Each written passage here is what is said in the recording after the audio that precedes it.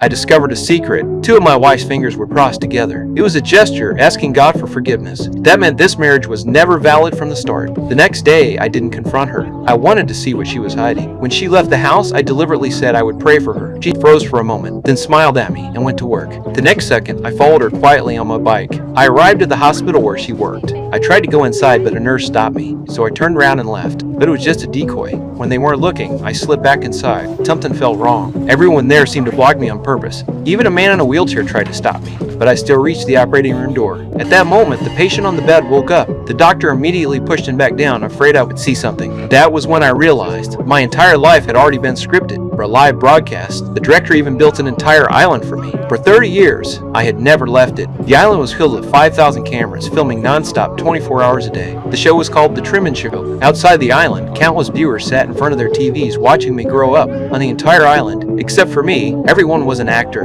The director placed ads everywhere I walked. Even the kitchen products my wife bought were hidden commercials. At first, I noticed nothing unusual, until one day, I was walking down the street when a huge studio light fell from the sky. I looked up. Besides streetlights, the sky was empty. That was the first time I doubted this world. Soon after, the car radio reported a daytime aircraft malfunction, said a light had fallen. Luckily, no one was hurt. My doubts were pushed aside. Later, my boss suddenly found me. He told me to go overseas to close an insurance deal, or I would be fired. So I went to the seaside to board a ship, but as soon as I stepped onto the bridge, my body started shaking. Looking at the water, my legs went weak. In the end, I backed away. Later, I learned it was a test designed by the show, because when I was a child, my father and I were caught in a storm at sea. He lost his footing and fell into the water. I could only watch as he disappeared in front of me. That accident became the shadow of my entire life. The next day at work, I saw a familiar man by the roadside. He looked exactly like my dead father. I tried to see him clearly. Several people rushed out and dragged him away. I chased after them, but obstacles kept appearing in my path. In the end, he was taken onto a bus and vanished right in front of my eyes.